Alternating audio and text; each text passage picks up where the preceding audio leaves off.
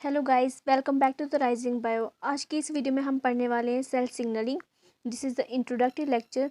Further videos में हम इसकी डिटेल्स कवर करेंगे। अगर बात करें सेल सिग्नलिंग की, तो ये एक ऐसी प्रोसेस है जहाँ पे एक सेल रेस्पॉन्ड करता है टू इट्स एक्सटर्नल इन्वायरमेंट। अगर इसके एक्सटर्नल इन्वायरमेंट में कुछ भी चेंजेस आ रहे हैं तो ये सेल कुछ रेस्पॉन्स शो करता है, और वो रेस्पॉन्स पॉसिबल होते हैं only because of the cell signalling, जो सिग्नलिंग इस सेल में चलती है। तो इस रेस्पॉन्स को शो करने के लिए इस सेल के पास रिसेप्टर का होना ज़रूरी है। तो सबसे पहले इस सेल के पास रिसेप्टर का होना ज़रूरी है, जो उस चेंज को, उस इन्वायरमेंटल चेंज को सेंस करता है, और तब जाके इसमें कुछ रेस्पॉन्स शो होते हैं।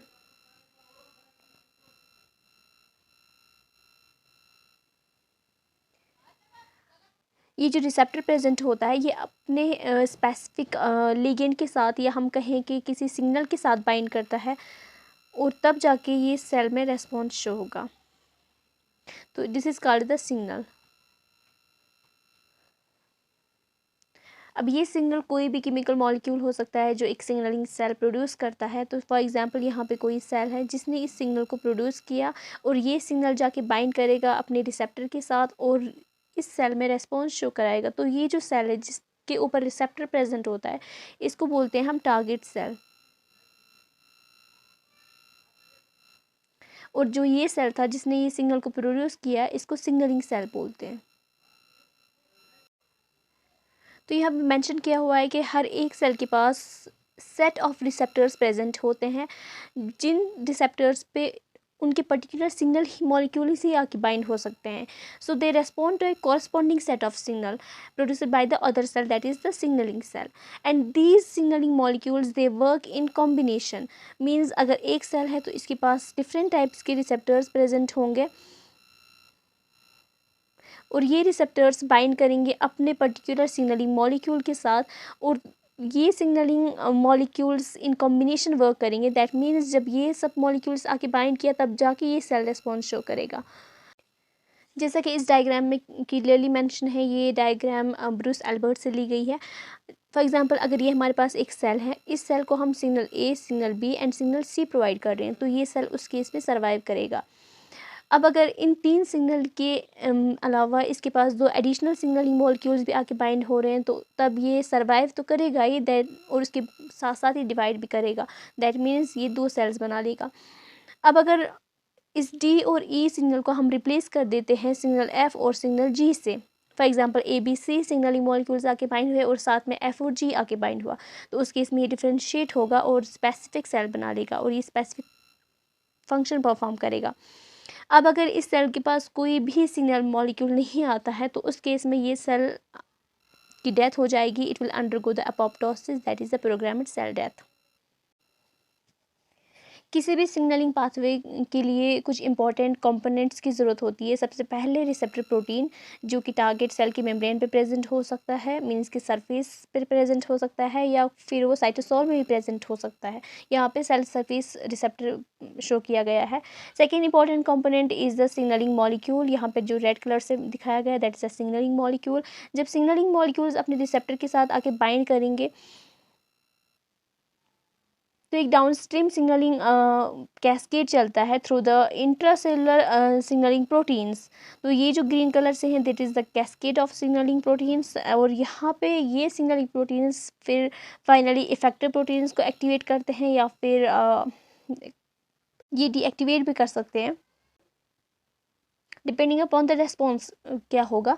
सो अगर ये मेटाबॉलिक एंजाइम को इफेक्ट कर रहे हैं, so there will be the altered metabolism. Similarly अगर ट्रांसक्रिप्शन फैक्टर्स को इफेक्ट किया, तो ट्रांसक्रिप्शन नहीं होगा, या ट्रांसक्रिप्शन ज़्यादा होगा, कुछ भी पॉसिबल है, या फिर सेल की शेप को इफेक्ट कर सकते हैं। अगर बात करें टाइप्स ऑफ सिग्नलिंग की, तो इसमें मेजर 4 टाइप्स ऑफ सिग्नलिंग आते हैं। Number first is the contact dependent signalling. इस कॉन्टैक्ट डिपेंडेंट में क्या होता है, जो सिग्नलिंग मॉलिक्यूल होता है वो मेम्ब्रेन पे बाउंड रहता है अपन, यानी कि सिग्नलिंग सेल इसको रिलीज़ नहीं कर रहा है, वो इसकी मेम्ब्रेन के साथ बाउंड रहेगा, और इसी सिग्नलिंग मॉलिक्यूल के साथ आके टारगेट सेल का रिसेप्टर आके बाइंड करेगा। सो इन दो सेल्स में एक डायरेक्ट कॉन्टैक्ट बन गया, यहाँ पे डायरेक्ट कॉन्टैक्ट होता है। That's called the contact dependent signalling. और ये signalling particularly delta notch pathway में आपको देखने को मिलेगी, जो एम्ब्रियोनिक डेवलपमेंट में हम पढ़ते हैं। सेकेंड टाइप ऑफ सिग्नलिंग आती है इंडोक्राइन सिग्नलिंग। इसमें सिग्नलिंग सेल को इंडोक्राइन सेल का नाम दिया गया। और यहाँ पे जो सिग्नलिंग मॉलिक्यूल है उसको हार्मोन कहते हैं, और ये हार्मोन ट्रैवल करता है via the blood stream to distant parts of the body, और वहाँ पे ये अपने टारगेट सेल पे जाके बाइंड करेगा जहाँ पे भी इसका रिसेप्टर प्रेजेंट होगा, और ये वहाँ पे अपना एक्शन शो करेगा। सो जहाँ पे भी आपको हार्मोन्स पढ़ना है वहाँ पे वो इंडोक्राइन सिग्नलिंग के थ्रू काम कर रहा है। और सबसे इंपॉर्टेंट चीज़ इसमें ये है कि जो हार्मोन ब्लड के थ्रू ट्रैवल कर रहा है, डिस्टेंट बॉडी पार्ट्स में जा रहा है, दूर दूर जाके अपना इफेक्ट शो कर रहा है, सो ये वाली सिग्नलिंग बहुत ही स्लो होती है। थर्ड टाइप ऑफ सिग्नलिंग आती है पैराक्राइन सिग्नलिंग। यहाँ पे सिग्नलिंग मॉलिक्यूल्स जो होते हैं वो अपने नेबरिंग सेल पे एक्ट करते हैं, और इस सिग्नलिंग मॉलिक्यूल्स को इसलिए लोकल मीडिएटर नाम दिया गया है। सो ये वाली सिग्नलिंग फास्ट होती है as compare to the endocrine signaling. Fourth type हमारे पास आता है सिनेप्टिक सिग्नलिंग, और ये एक special type of paracrine signaling ही है, लेकिन ये सिर्फ न्यूरॉन्स में देखी जाती है। न्यूरॉन्स में जो सिग्नलिंग मॉलिक्यूल्स होते हैं, दैट इज़ अ न्यूरोट्रांसमीटर, ये अपने टारगेट सेल पे बाइंड करते हैं, और ये वाली सिग्नलिंग जो है ये सबसे फास्ट मानी जाती है। तो ऐसा नहीं है कि एक signalling molecule as a endocrine act करेगा और पैराक्राइन या फिर एज ए सिनेप्टिक सिग्नलिंग में काम करेगा। ये एक साथ हर एक तरह की सिग्नलिंग शो कर सकते हैं। मींस के एक same type of molecule paracrine signalling भी शो कर सकता है, सिनेप्टिक भी शो कर सकता है, इंडोक्राइन भी शो कर सकता है, डिपेंडिंग अपॉन कि वो किस सेल पे एक्ट कर रहा है। और यहाँ पे डिफरेंस सबसे बड़ी क्या होती है, इनकी स्पीड में डिफरेंस होती है। जैसा कि मैंने कहा, इंडोक्राइन सिग्नलिंग जो है वो बहुत ही स्लो है, और जो पैराक्राइन जो सिनेप्टिक सिग्नलिंग है वो बहुत ही फास्ट सिग्नलिंग है। एक और इम्पॉर्टेंट चीज़ में ये है कि एक particular signalling molecule different tissues पे एक्ट कर सकता है। मीन्स कि अगर एक सिग्नलिंग मॉलिक्यूल से इसका कोई फिक्स्ड टारगेट नहीं होगा, ये डिफरेंट टिश्यूज़ पे एक्ट कर सकता है। फॉर एग्जांपल अगर हम एसिटाइलकोलिन की बात करें, this is the molecular structure of acetylcholine, तो ये हार्ट पे भी एक्ट करता है, सैलिवरी ग्लैंड पे भी, एंड स्केलेटल मसल सेल्स पे भी एक्ट करता है। लेकिन डिफरेंस क्या है कि अगर हार्ट पे एक्ट करेगा तो तब कुछ हार्ट सेल्स कुछ और रेस्पॉन्स शो करेंगे, सैलिवरी ग्लैंड्स में डिफरेंट रेस्पॉन्स होगा, एंड स्केलेटल मसल्स में कुछ और रेस्पॉन्स होगा। जैसे कि अगर हम बात करें हार्ट सेल्स की, तो यहाँ पे एसिटाइलकोलिन जो रेड कलर से यहाँ पे मेंशन किया गया, ये आके बाइंड कर रहा है अपने रिसेप्टर के साथ, और यहाँ पे जो एसिटाइलकोलिन का रिसेप्टर है वो GPCR रिसेप्टर है। इस रिसेप्टर को हम नेक्स्ट वीडियो में कवर करेंगे इन डिटेल। तो जब ये अपने रिसेप्टर के साथ बाइंड कर रहा है, यहाँ पे जो हार्ट सेल्स हैं उसमें हार्ट रेट डिक्रीज हो रहा है। So acetylcholine when bound to its receptor present on the heart cell, it decreases the heart rate. वहीं अगर हम बात करते हैं सैलिवरी ग्लैंड सेल्स की, तो यहाँ पे ये एसिटाइलकोलिन है, और ये एसिटाइलकोलिन का रिसेप्टर है। यहाँ पे भी GPCR रिसेप्टर है। नो डाउट दोनों केस में रिसेप्टर सेम है, लेकिन जो फाइनल इफेक्ट होगा सेल पे वो डिफरेंट होगा। हार्ट सेल्स में उसने हार्ट रेट को डिक्रीज़ किया, लेकिन इस केस में सैलिवरी ग्लैंड सेल्स में ये सिक्रीशन कराता है, सिक्रीशन ऑफ सलाइवा।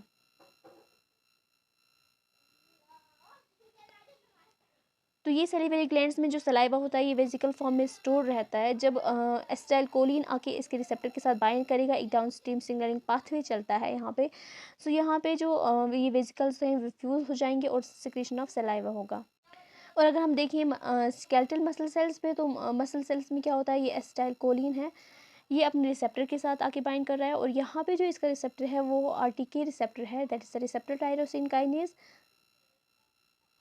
ये भी हम फर्दर वीडियोज़ में देखेंगे। जब ये इसके साथ आके बाइंड करेगा अब, तो यहाँ पे डाउनस्ट्रीम सिग्नलिंग पाथवे चलेंगे, और लास्ट पे जो मसल सेल्स है वो कॉन्ट्रैक्ट हो जाएगी। So it's a contraction of muscle cells. Now coming to the types of receptors, so depending upon the location कि receptor कहाँ पे present है, it may be on the surface of the cell or it may be cytosolic। अब cytosol में ये cytoplasm में present हो सकता है या न्यूक्लियर में प्रेजेंट हो सकता है, न्यूक्लियस में। So it may be cell surface receptor, it may be present in the cytosol, it may be present in the nucleus. तो जो सेल सरफेस रिसेप्टर्स होते हैं वो रिसेप्टर्स पर्टिकुलरली उन मॉलिक्यूल्स के लिए होते हैं जो प्लाज्मा मेम्ब्रेन को क्रॉस नहीं कर सकते हैं। जैसे कि जो प्लाज्मा मेम्ब्रेन है ये सेल की बाउंड्री होती है जो लिपिड बाइलेयर से बनी होती है, और इस प्लाज्मा मेम्ब्रेन को सिर्फ हाइड्रोफोबिक मॉलिक्यूल्स ही क्रॉस कर सकते हैं, and that should be small. और वो स्मॉल मॉलिक्यूल्स जब पास करेंगे अंदर तो उनका रिसेप्टर अंदर होता है, लेकिन वो मॉलिक्यूल्स जो बहुत ही लार्ज होते हैं और हाइड्रोफिलिक होते हैं, हाइड्रोफिलिक मीन्स जो वाटर लविंग है, जो इस प्लाज्मा मेम्ब्रेन को क्रॉस नहीं कर सकते हैं, तो उनका रिसेप्टर प्रेजेंट होता है सेल सरफेस पे। और ये रिसेप्टर फिर डाउनस्ट्रीम सिग्नलिंग प्रोटीन्स को एक्टिवेट करता है, तब जाके इस सेल में सिग्नलिंग पाथवे कंप्लीट होता है। तो इन मॉलिक्यूल्स के लिए जो रिसेप्टर होता है वो प्रेजेंट होता है इसके सरफेस पे।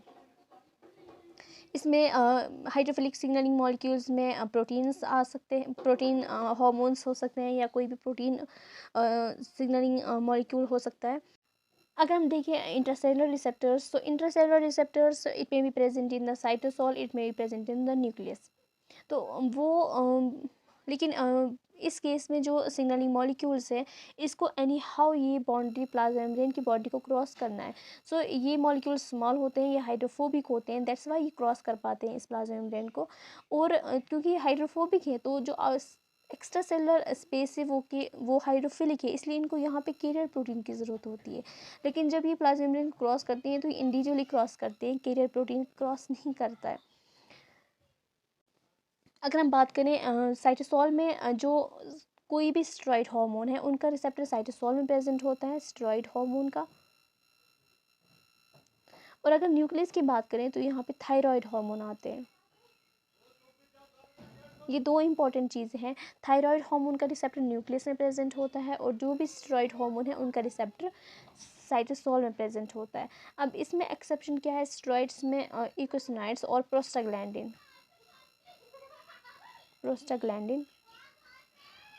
ऑल्दो ये स्टेरॉइड हार्मोन्स है, लेकिन इनका जो रिसेप्टर है वो सेल सरफेस पे प्रेजेंट होता है, ये एक्सेप्शन है।